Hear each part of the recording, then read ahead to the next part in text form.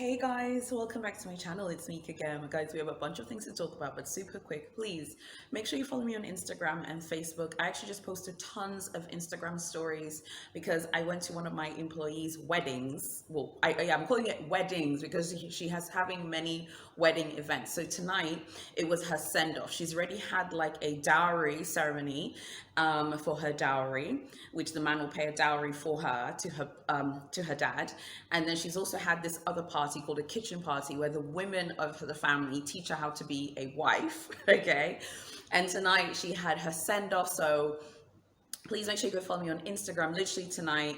This is a fresh video. I've just come back from the send-off. It's just finished. So I was about to film a video like before I went, but I was like, actually, no, it'd be better if I can tell you guys about the send-off. So it's super traditional. She's from a different part of Tanzania to me, so they speak a different language. They have different tribal dances. It was pretty cool. Please go follow me on Instagram if you want to see a little bit more about that. I also posted a new Chanel lip gloss video on my Facebook page. I would love to see you guys on my socials. Make sure you just say hello. You can also drop an email if you want to chat.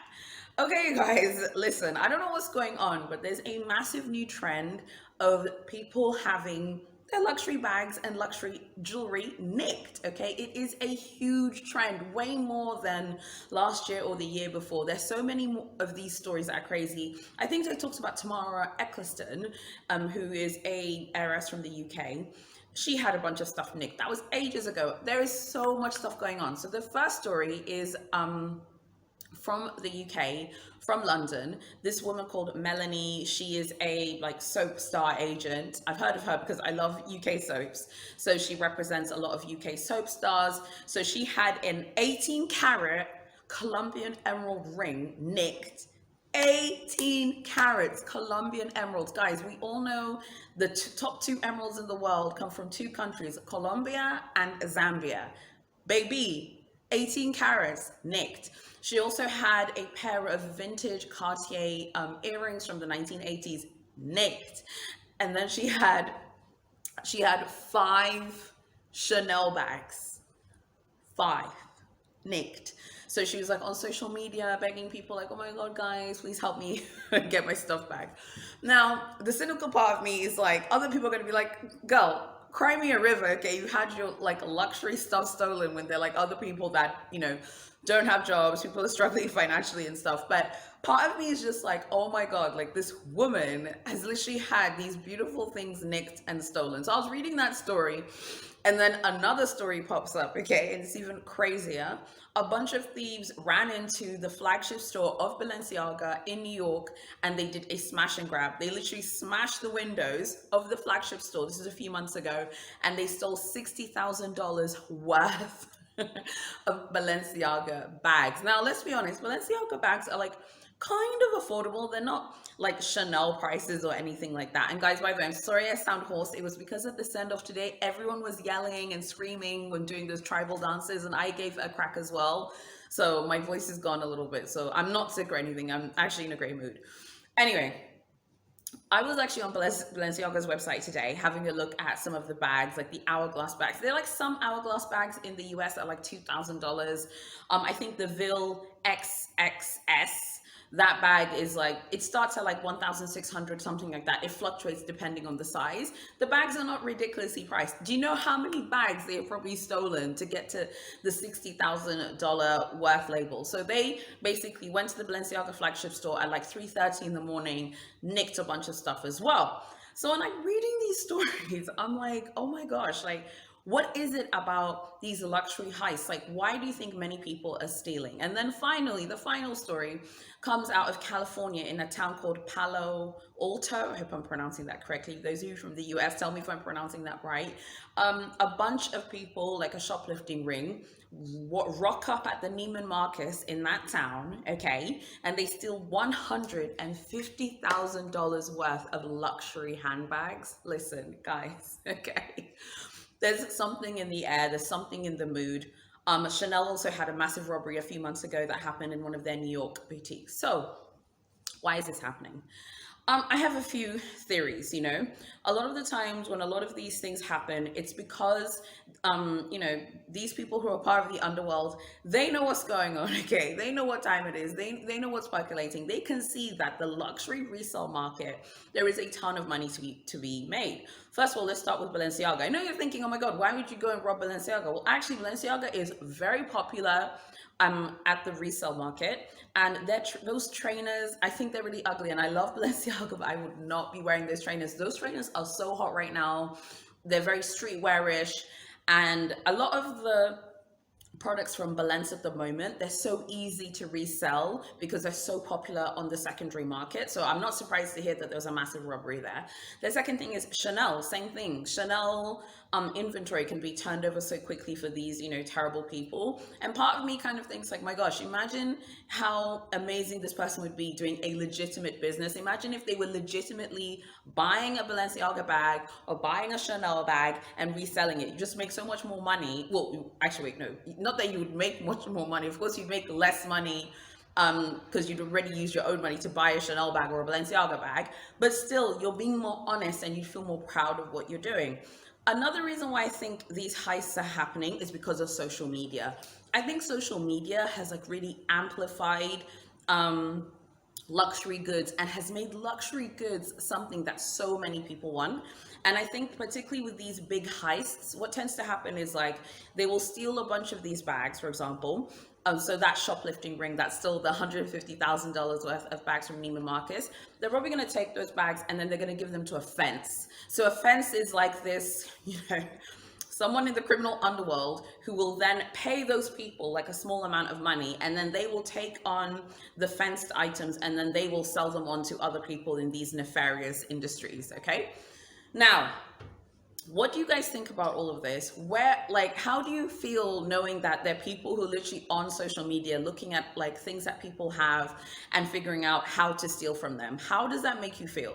I feel like you really need to be careful what you put on the internet. I don't have a separate Lux account. I might open one in the future for Instagram, but I doubt it because I do have like my Facebook page and I have my blog where you can go see stuff that I've purchased and posted, particularly on my Facebook page.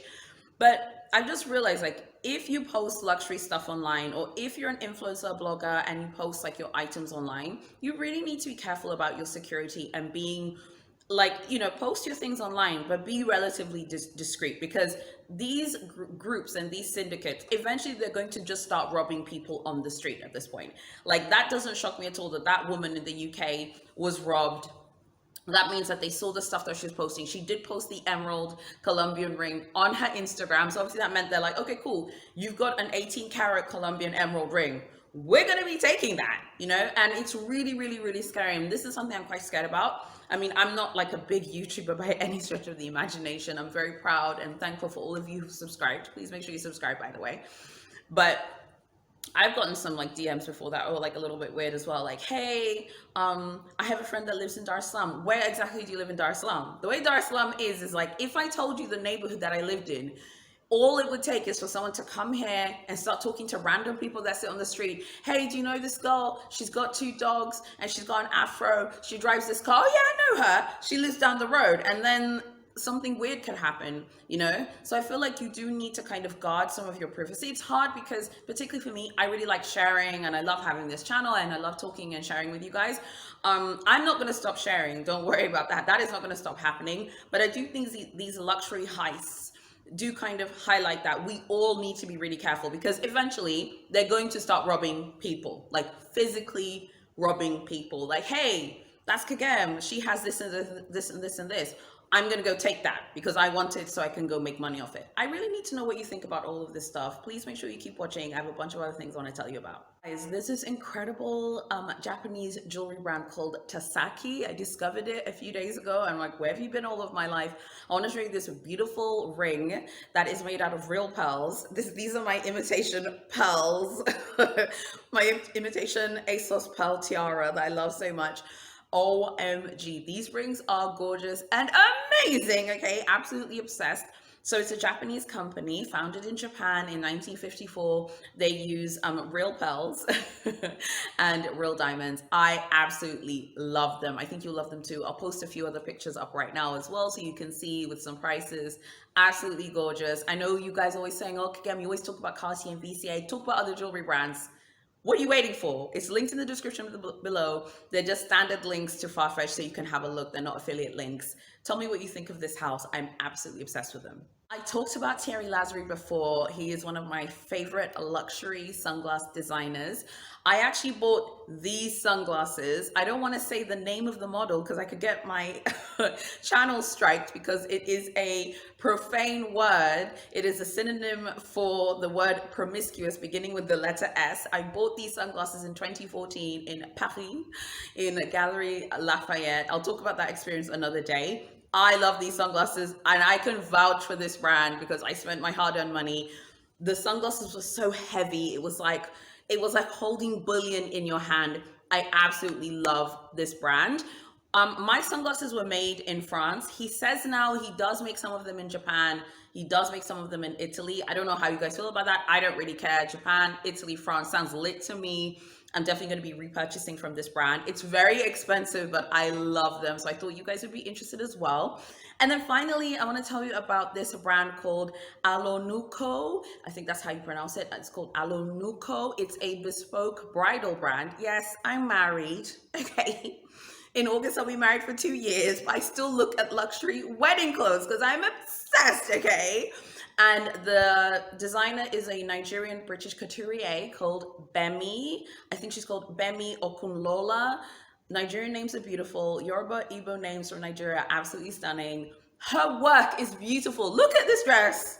Look at this dress. Imagine yourself in the church or in the hall and you're walking down the aisle and you're in this dress. It's like, I'm that B word, okay, wearing this dress. So I just wanted to highlight her. I think she is super, super talented. I don't know this person personally. I know you guys are like, show us more African designers that you know about. Show us more African luxury labels. She does, I think she also does like bespoke dresses that aren't bridal, but she mainly focuses on bridal. She's based in London, but she's Nigerian.